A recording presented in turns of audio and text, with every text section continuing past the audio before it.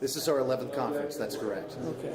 What got you into this? What made you start organizing this conference?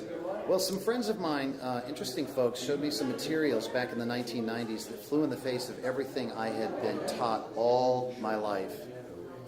And instead of resisting that new information, like most people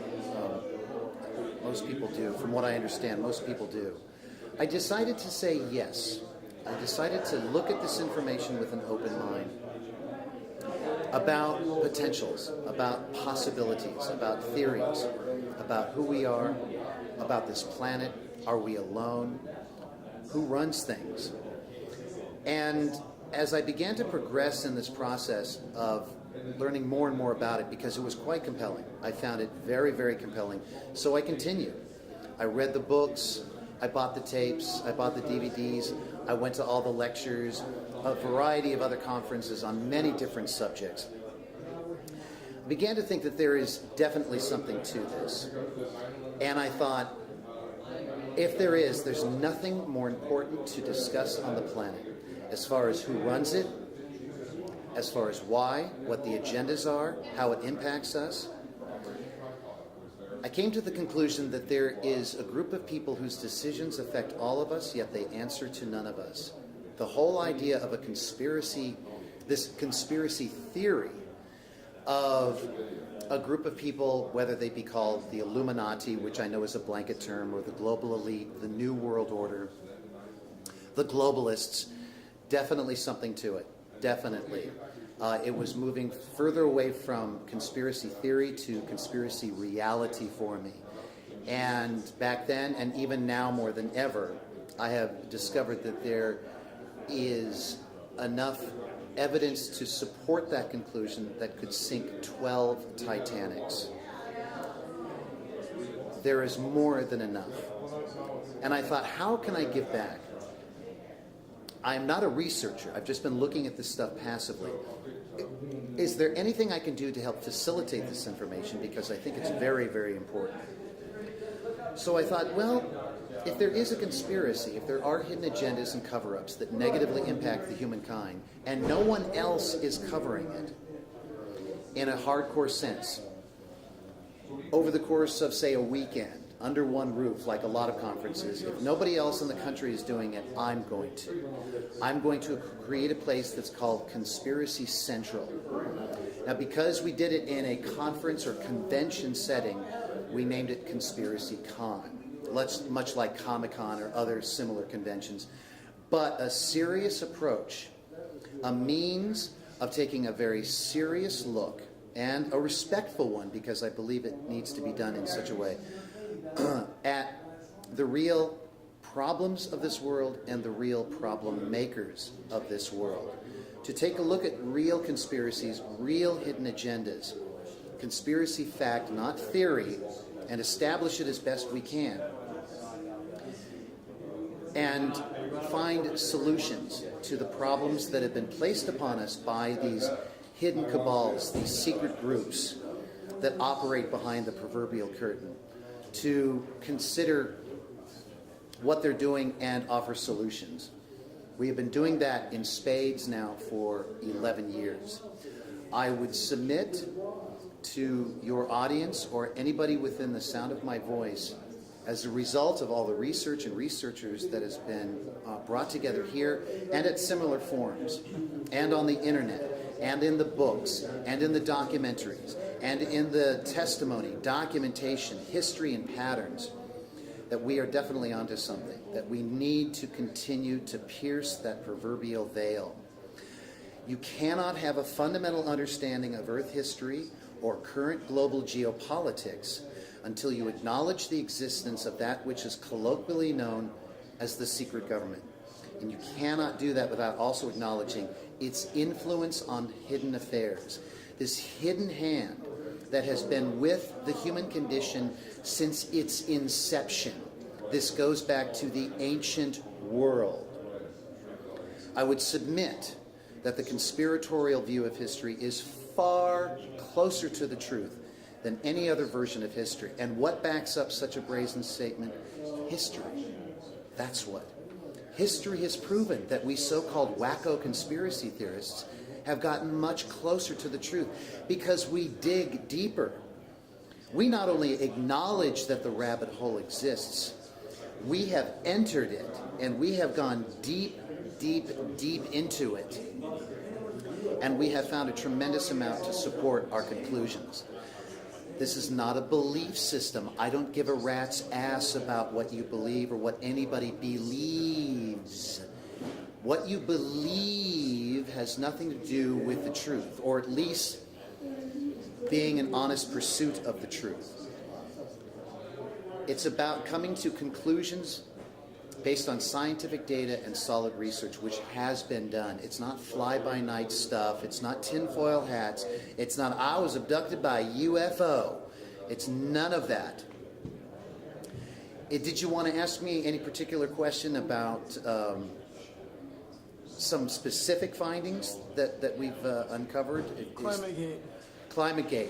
Okay, I can go on about that one. Okay, some of the topics that we've covered at this conference: 9/11, secret societies, mind control, climate change or global warming, you name it. Chemtrails, which is a very significant aspect to what's going on this planet. With regards to ClimateGate or the global warming situation, which I consider a complete scandal, a total conspiracy, we have a model presented to us by Al Gore, who is a career politician. A model that the planet is headed for impending doom, that an ecological disaster of global proportions will occur because of the CO2 emissions due to what man has done since the Industrial Revolution began in earnest over 100 years ago. The idea that CO2 is changing the weather and making the planet warmer, and that we are in danger of melting ice caps, rising sea levels, death, doom, and destruction, which sells. It really, really sells. Getting people in fear will get them to do almost anything. Subsequently, as a result of his efforts, both in lecture form and in cinema with the film An Inconvenient Truth, the United Nations, which I consider to be a front operation for the very globalists that are bent on a one world order, which is bad news, kids. The United Nations, with its Intergovernmental Panel on Climate Change, or the IPCC, has supposedly confirmed with their findings that we are indeed headed towards global warming as a result of mankind's efforts of the Industrial Revolution that I just mentioned. The media has supported this. The government has supported this. Unfortunately, they do not have this. They do not have the science on their side. It is junk science, and it is based on an absolute agenda, one of many, to rob you of your freedoms, to rob you of your tax dollars, and to rob you of your very mind. The only way a handful of elite can control the planet is by mapping and tapping one of the greatest mysteries known to humankind, and that's which rests between your ears and right behind your eyes. And they are working you every day. And they've created this global ecological boogeyman. It's all for you. It's all for you, planet Earth, to scare you into doing things that you wouldn't do. But they don't have the science. They have nothing but fear-based junk science and repetition. Shove it down your throat, shove it down your throat, shove it down your throat. The problem is that, and I had a speaker at my conference, Dr. Michael Kaufman, addressed this last year in 2010. He made a documentary called The Great Global Warming Swindle. And in it, he interviewed a number of these international accredited scientists, many of whom were a part of the IPCC. What he determined was that the 2,500 scientists that were a part of the research group in the United Nations that put out that paper, of the 2,500, First of all of them, their names were placed on the report simply because they were members, whether they agreed with the conclusions that the model of global warming was caused by man. What he determined, based on interviewing these men, that out of the 2,500 whose names were automatically placed on that paper as an illusion and a lie, guess how many actually agreed with the conclusion that global warming is caused by man? In a nutshell, on one hand, 4. Wake up. Furthermore, there is a meteorologist in the San Diego area.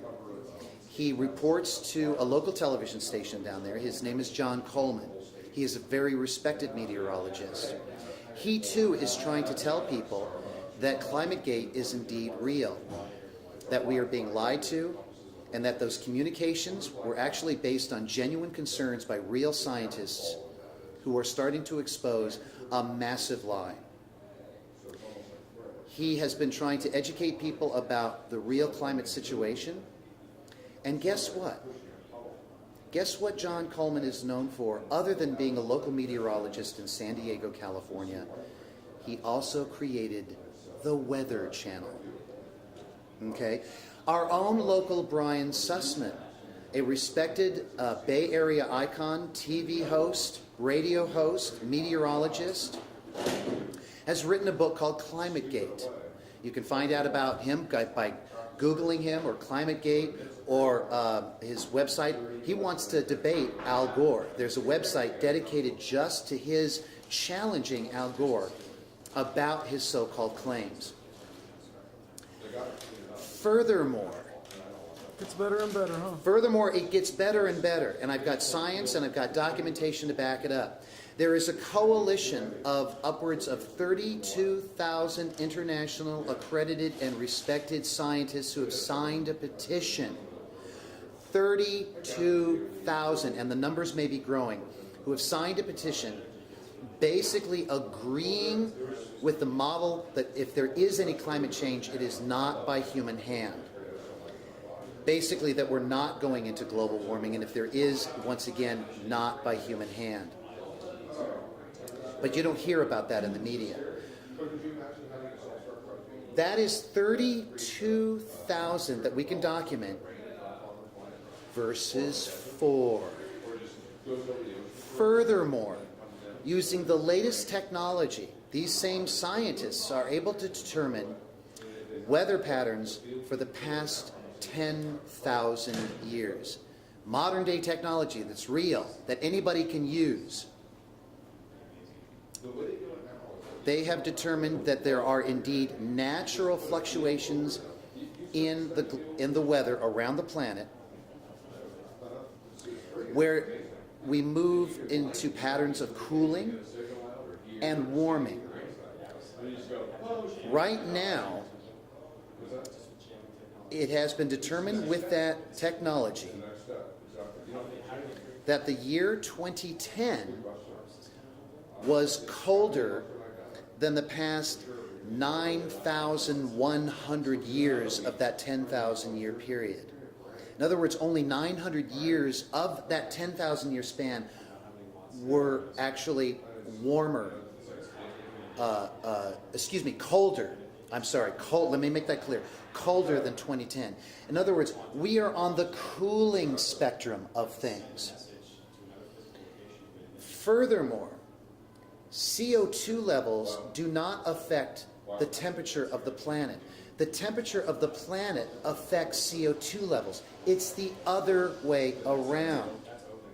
And even then, there's a delay. When there are global temperature changes, it takes roughly 600 years for the levels of CO2 to change accordingly. Furthermore, CO2 is actually a vital gas. It is important to the function of our atmosphere. It's not a boogeyman. It's not a bad guy. Actually, the more CO2 there is, the more warmer it is, the more agri-fertile the planet is. It grows more vegetation and more food. Everybody wins. To suggest that we reduce our carbon footprint is a crime against the planet and all living organisms upon it. And the powers that be know it. The very powers that be, once again, we expose in spades every year. Furthermore, CO2 is only makes up 2% of all the gases in the atmosphere. Only 2%. Furthermore, and this is my final point on this particular example, and it's a good one. Thank you for asking me this question because I boned up on this subject. Final point.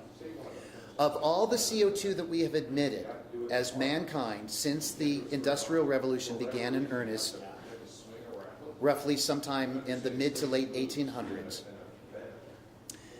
we have only contributed 1% of that 2%. Minuscule. Nothing to worry about. You can go back to sleep. You're okay. The planet's okay if we just leave her alone.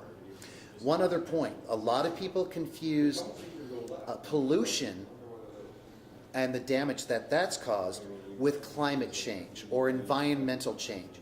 No, not at all. There is absolutely no correlation. I want to make it very clear about pollution. Absolutely. We need to clean up our environment as far as our food, our air, our water. But this is not courtesy of you or me. We really should not be held accountable because there are indeed forces, corporate, military, government, secret, you name it, that are toxifying this planet. They are spraying chemicals in the air, devastating levels of aluminum, devastating levels of barium, and other bizarre, including biologicals, maybe nanobiologicals, that are changing the very matrix of this planet. We discussed that this year. We are looking at the poisoning of our food with genetically modified organisms. If you are what you eat and you're eating genetically modified natural foods that have been warped into something that they weren't, imagine what's happening to you, what's happening to your body. Look at the fluoride in our oral care products in water municipalities. Fluoride is a known toxic waste byproduct of the aluminum industry. We know that aluminum, when it gets into your body, it leads to Alzheimer's and Alzheimer's-like symptoms. It makes you dumb. It makes you docile. It makes you sick. It makes you weak. It also makes you infertile. And they're putting this toxic waste byproduct into your toothpaste, and you put it in your mouth and you brush your teeth with it. This stuff is bad news. The Nazis even gave sodium fluoride to their prisoners of war to make them docile. You think the people who run this world now don't know that, don't remember that? If a schmuck like me knows it, you can bet they do too. We've got excitotoxins like MSG in our food, and it goes right to the brain. They're addictive and dangerous. And the list goes on and on and on. Peer-reviewed research. The point I'm making is that, ladies and gentlemen, whoever's watching this, you are toxified by design. It's not by accident. Mother Earth isn't crying out because of what we have done. We are being victimized by a parasitical level of consciousness that is operating on this planet or perhaps in this planet. That is nothing less than monstrous. Parents, when they tuck their bed at night, erroneously tell their kids that monsters don't exist. Unfortunately, they do, and they run things. And that is why we are putting on this conference. That's why we are sharing this information. That is why we are exposing these night crawlers. And I want to finish on a positive note. Our work is being it's been very, very effective. Now, the majority of Americans, imagine this, either believe that 9/11 was an inside job or have concluded based on all available evidence, or they don't buy the official version. That's most of Americans. Instead of just the, 1 out of 100 or 1 out of 1,000 people being conspiracy theorists, we've got most of the people almost virtually overnight in a 10-year period who have become so-called conspiracy theorists. Anyway, People are waking up. We're facilitating that process. I could go on and on, as you can see that I can. Check out the website, www.conspiracycon.com. I thank you very much for your time. Check it out for yourself. I guarantee you, you will find it as compelling as I did. Good luck on your journey.